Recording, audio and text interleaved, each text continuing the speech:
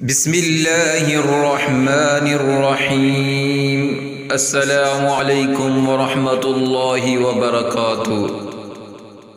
روزے کی فرضیت۔ اسلام کی بنیاد 5 چیزوں پر ہے۔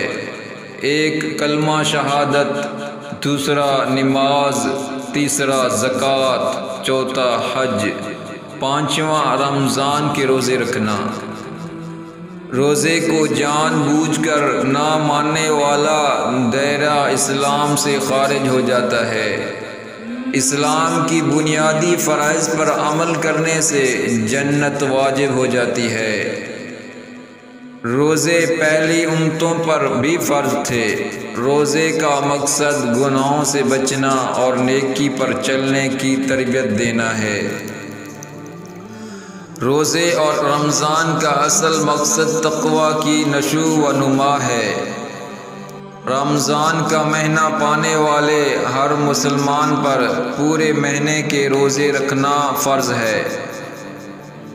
مسافر اور مریض کو روزہ نہ رکھنے کی رخصت ہے، لیکن رمضان کے بعد ان دنوں کی قضا ادا کرنی ضروری ہے۔ مریض یا مسافر پر روزہ چھوڑنے کا کوئی کفارہ نہیں۔ رمضان کا مہینہ اللہ تعالیٰ کی خصوصی عبادت اور حمد و ثنا کرنے کا مہینہ ہے۔